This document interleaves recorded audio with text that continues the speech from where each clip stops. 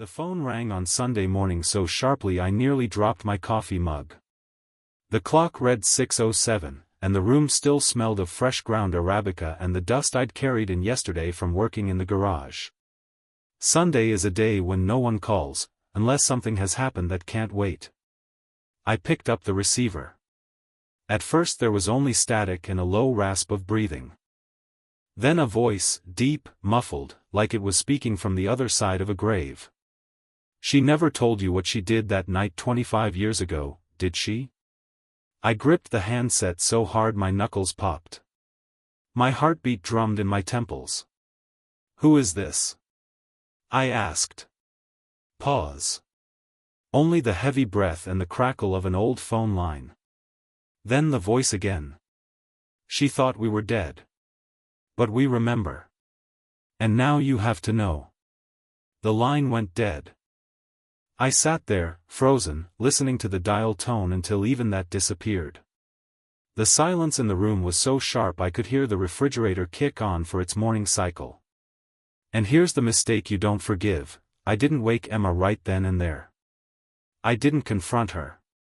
Instead, I slid the phone under the newspaper as if I could hide the truth itself.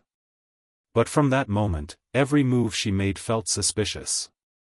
She watered the flowers, peeled an orange for breakfast, talked casually about some meeting next week. Her voice sounded normal, but now I caught the false note in it, like an out-of-tune piano.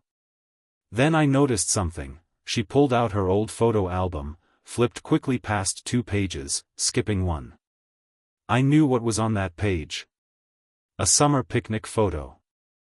I had always thought there was nothing special about it. Now, after that call, I understood. I'd been skipping exactly what she wanted me to skip.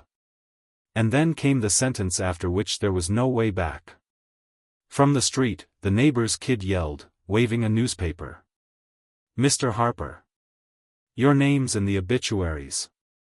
And there's a picture next to it that looks real familiar." I had one day to turn everything upside down. By Monday morning, the house felt like it had shrunk around me.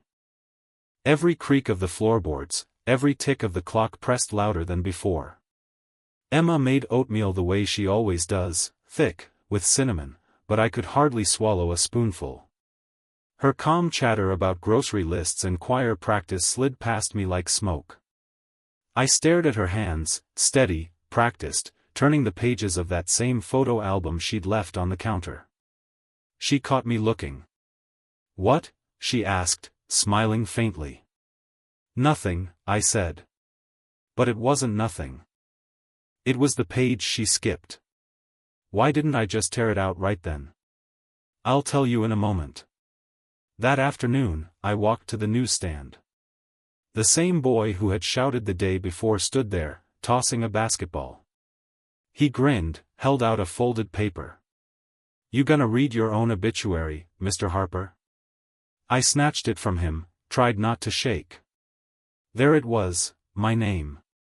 But not mine exactly. Same initials, same last name, different middle.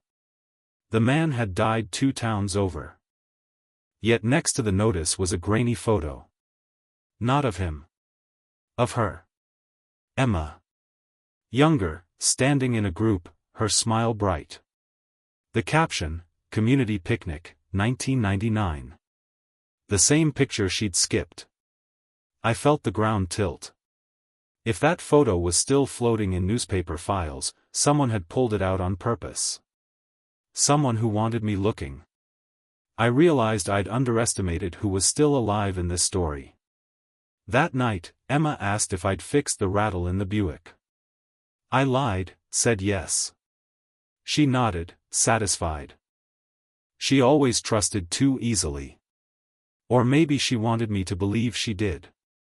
Later, when she went upstairs, I slipped the album from the counter. My hands trembled as I flipped to the skipped page. There it was, picnic tables, paper plates, children chasing each other through the grass. Emma in her green cardigan, hair pulled back, standing next to a tall man I didn't recognize. His arm was half raised, as if he'd been caught mid-wave. But his hand, His hand rested on her shoulder with a weight that looked too familiar. My stomach knotted. I leaned closer. Around his wrist, a watch. Thick band.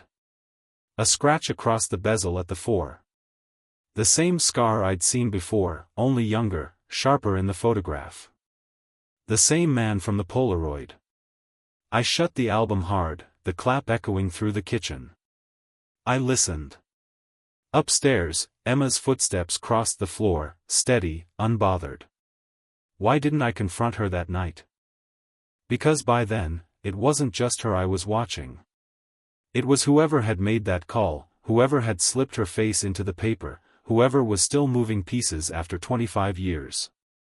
On Tuesday, I tested her. Over dinner, I said, ran into someone who remembered the old picnics. Mentioned your cardigan. She froze a second too long before answering. That old thing? Haven't thought of it in years. She lied. I could taste it. I made my first real mistake that night. I called my son, Mark. I didn't tell him everything, just asked if he remembered that picnic year. He was quiet a long while, then said, Dad, I was 10. I remember running. I remember hot dogs. I don't remember who Mom stood next to. I pressed. Did you ever hear anyone talk about her and someone else? He sounded hurt. Why are you asking me this? I muttered something about old photos, then hung up. But I knew, the doubt had reached him, too. I had opened a door that couldn't be closed. By Wednesday evening, the tension in the house was thick enough to cut. I found Emma in the garage, sorting through old boxes. She looked up as I came in. Do you hear that? She asked. Hear what? She tilted her head. A faint buzz. The security light outside flickering, struggling against the damp. But for a moment, I thought it was a different sound, a voice, maybe, hidden in static. My own nerves mocking me. Emma smiled, though it didn't reach her eyes. You look like you've seen a ghost. Maybe I had. I didn't sleep that night. The phone sat heavy on the nightstand. I kept waiting for it to ring again, to spit out another voice from the past. It didn't. And that silence was worse. Because I knew, whoever called me wasn't finished. And neither was I. I had one chance left, to dig deeper before the truth swallowed me whole. But the next move I made, that's the one that almost got me killed. By the start of the second week, the silence had turned dangerous. Emma carried on as though nothing had shifted, her smile still soft, her voice still calm, but now I could hear the echo behind every word.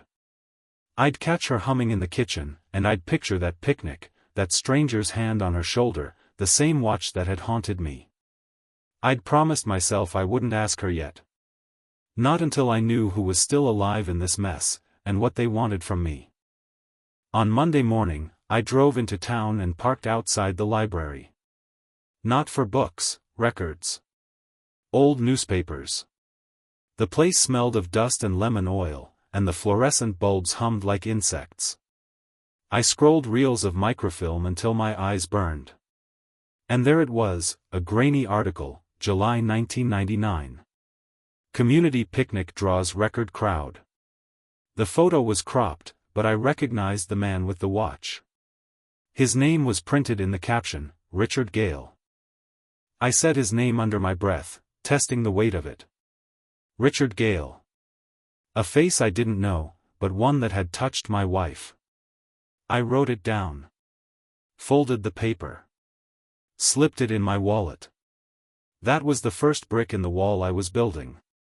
Why didn't I walk straight home and demand the truth? Because the obituary in the paper told me one thing plain, someone else wanted me to know first. Tuesday evening, the phone rang again. Same time, just past 6. I let it buzz 3 times before picking up. The same low voice, distorted, pressing through static. You've seen his name now, haven't you? I said nothing. My hand shook, but I held the receiver tight. She never told you why he vanished after that summer. Why she cried in the church basement when no one was looking. You think it was just one night, old man? I forced my voice steady. Who are you? A pause. Then a faint chuckle. Call me the memory you never wanted. The line went dead. I sat there with the dial tone humming like a threat.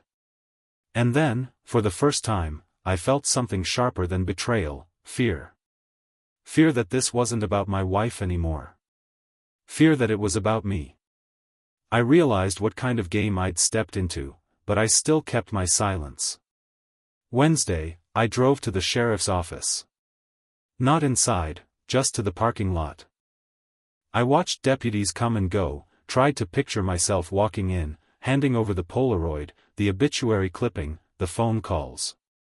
But what would I say? That my wife had cheated 25 years ago, and now a stranger was taunting me? They'd call it crank calls, tell me to change my number. No. This was mine to dig out. That night, after Emma fell asleep, I slipped into the garage.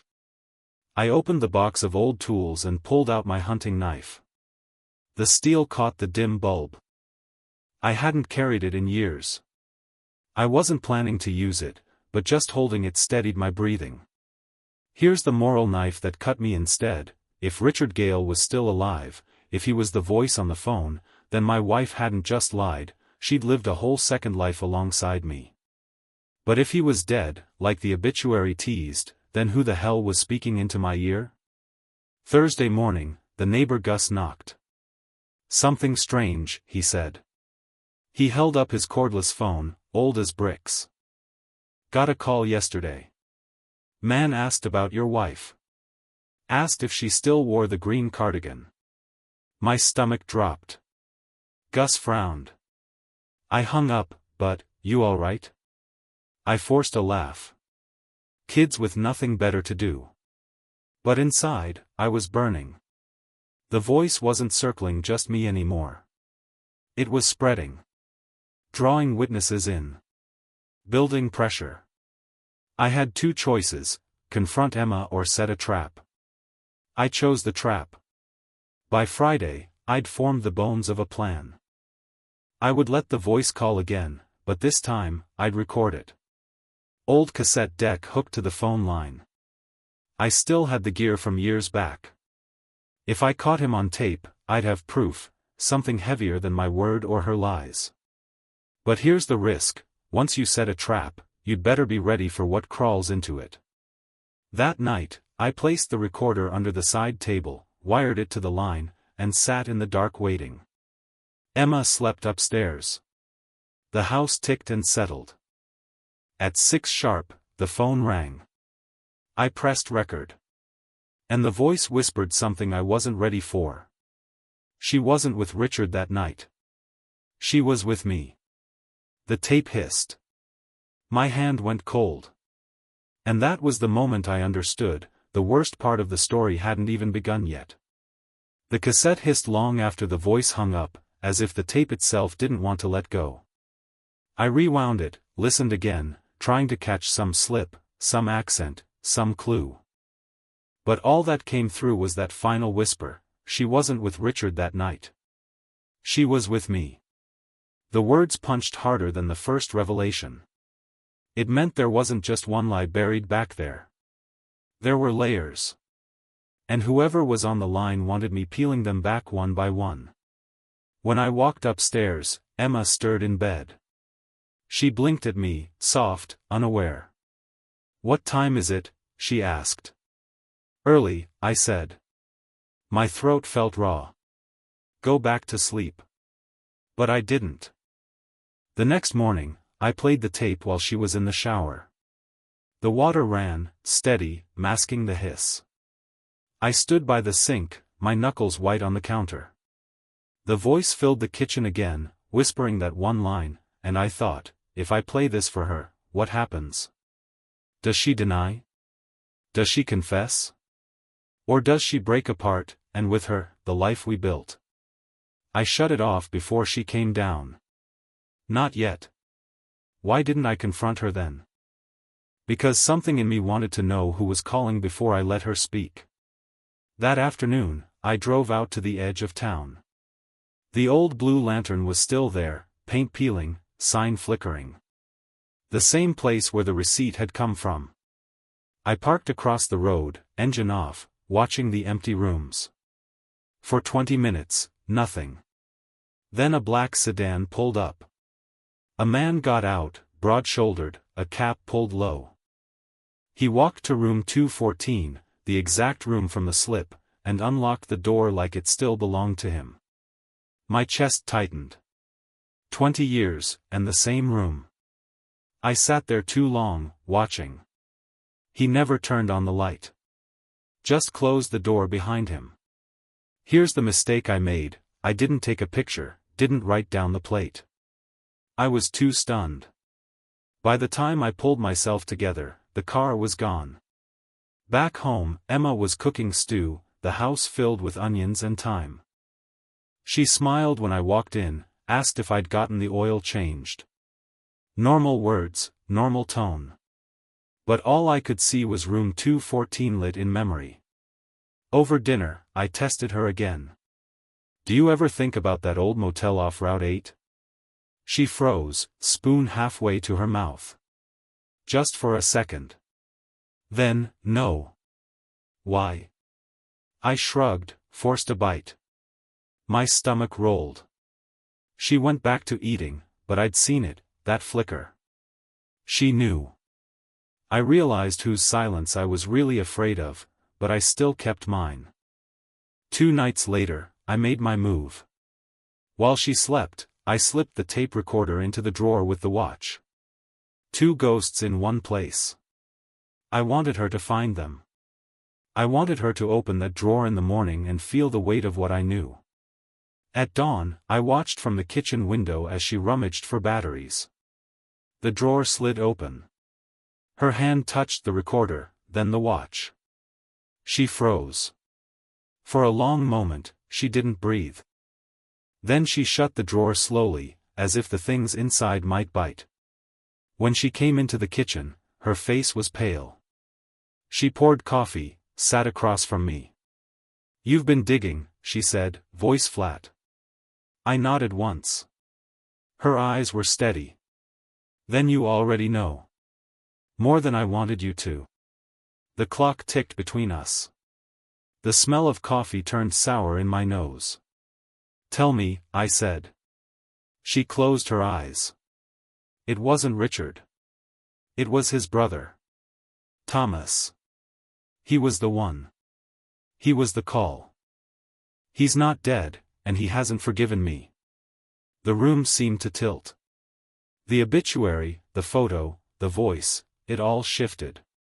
And here's the truth she gave me plain: the man on the phone wasn't taunting me for the past. He was hunting her now. I had less than a week to decide: protect her or punish her. Because Thomas Gale was coming back to finish what he'd started. The name hung in the air like smoke: Thomas Gale.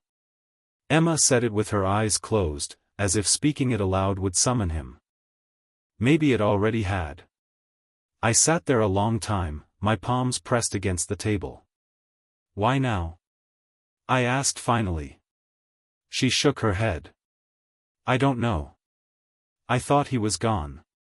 I thought, her voice cracked, but she caught it quick. Maybe the obituary woke him up. Maybe someone printed the wrong name on purpose. I didn't tell her about the black sedan at the motel. Some things are better held tight until you know how to use them. The next morning, I walked the property line, boots sinking in wet ground. The air smelled of pine and diesel from the highway. I counted steps, checked fences, marked sightlines from the porch. Not paranoia, preparation. If Thomas came here, I'd see him first. That night, I took the hunting knife from the garage and slid it under the mattress. Just wait. Just steal. Not because I wanted to use it, because I knew I might have to. Here's the mistake I made: I let Emma see me do it. She came in as I was tucking the sheet. Her eyes fell on the handle sticking out, then on me. What are you planning? Protection, I said. From him, or from me? She asked. Her voice wasn't sharp, just tired. I didn't answer. On Thursday, the phone rang again. 6 sharp. I had the recorder ready, tape rolling. I picked up. This time, no whisper. A laugh. Low, wet, mocking. You've kept her warm for me all these years, Harper. You think you're the husband. You were just the cover. My jaw clenched. What do you want? The line crackled. Then, room 214. Friday night. Bring her. Or I come to you. The call ended. I replayed it 3 times, the hiss growing louder each run. I realized what kind of trap this was, but I walked into it anyway. Friday evening, I told Emma the truth, the calls, the motel, the demand. She stared at me, lips trembling, then shook her head. I'm not going. He'll come here, I said. You want that? She pressed her hands against her face. You don't know what he's capable of. I'm about to find out. I gave her a choice, stay or ride with me. She stayed. So I went alone. The Blue Lantern looked worse at night, half the letters on the sign dark, the parking lot empty except for one black sedan. Same car. I parked 2 rows over. My hands gripped the wheel until they cramped. I slid the knife into my coat pocket, pressed record on the tape deck hooked to the seat. Then I stepped out. Gravel crunched under my boots, loud in the quiet. Room 214 glowed faintly, curtains drawn, a shadow moving inside. I climbed the stairs slow, every step groaning. My heart thudded like a hammer in my ears. At the door, I knocked once. Silence. Then the knob turned. The man who opened was older, thicker in the shoulders, but the eyes were sharp. Thomas Gale. He smiled, teeth yellow in the dim light. I wondered when you'd grow a spine, he said. I didn't move. The knife handle dug into my palm. What do you want from her? I asked. He laughed. Not her. From you. I want you to know you've been living in my shadow for 25 years. She chose me. Not Richard. Not you. Me. My pulse roared. Then why did she stay? His grin widened. Because I let her. Until now. He stepped closer, too close. His breath stank of whiskey. That's when I made my move. I shoved him back into the room, slammed the door shut behind us. My hand tightened on the knife, but I didn't swing. I pressed it against the table, flat, so he could see steel but not blood. You've had your fun, I said. Now you're going to leave her out of it. He sneered. Or what, old man? You'll gut me? The knife trembled under my grip. He saw it. He smelled my hesitation. He leaned in, whispered, You don't have it in you. That's why she came to me. And in that instant, I knew, this wouldn't end with words. The motel room smelled of mildew and old smoke. Thomas stood across from me, his grin jagged in the dim light, daring me to slip. The knife shook in my hand, not from weakness, but from the weight of 25 years crashing into one night. Put it down, he said, voice slick. You're no killer. You've spent 2 decades washing her sins with coffee and pie crusts. That's who you are. I pressed the blade flat against the table, the steel cold under my palm. Maybe. But I'm also the man who kept her alive while you rotted in shadows. Don't think I won't do what's needed. He laughed, loud, ugly. Needed? She already chose, Harper. You were the stand-in. The safe bet. The insurance policy. She never told you the whole truth, did she? My pulse hammered. Say it. He leaned closer, his breath sour with whiskey. She was supposed to leave with me that night. But she saw you working yourself raw for her. And she broke. Not out of love, out of pity. You've been her charity case ever since. The words landed like punches. My chest burned, my throat dry. For a moment, I almost believed him. Almost. But then I remembered Emma at the table that morning, pale and trembling when she saw the tape and the watch. That wasn't pity.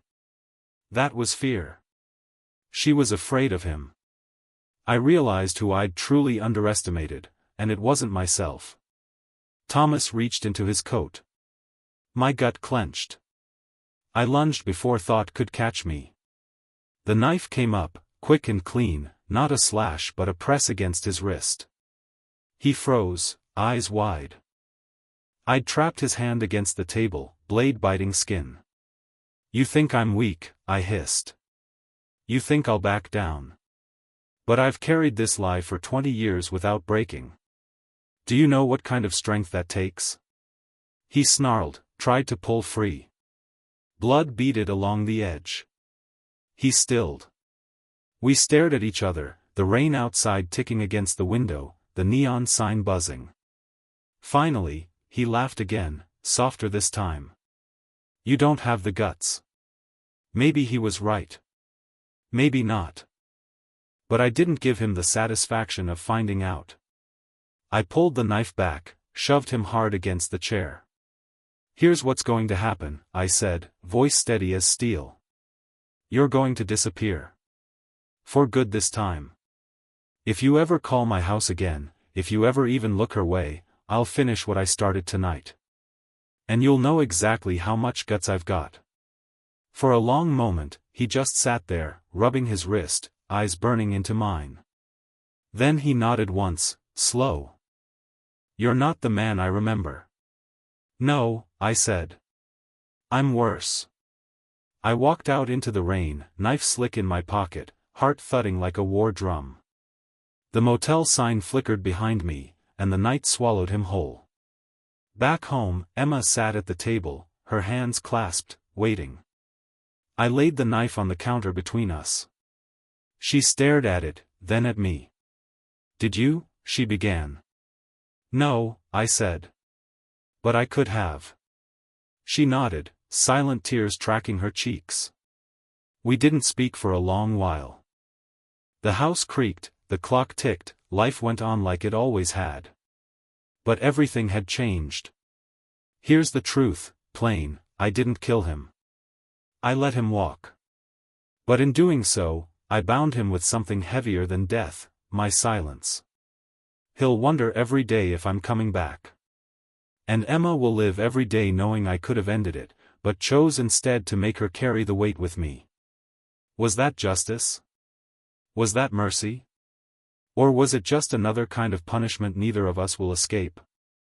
I don't have that answer. Not yet. But I'll leave you with this, child, sometimes revenge isn't fire and fury. Sometimes it's sitting across the same table, night after night, with the ghost of what almost was. And if you think that's the end of my stories, stay close. I've got more truth tucked away, waiting for the right night to spill.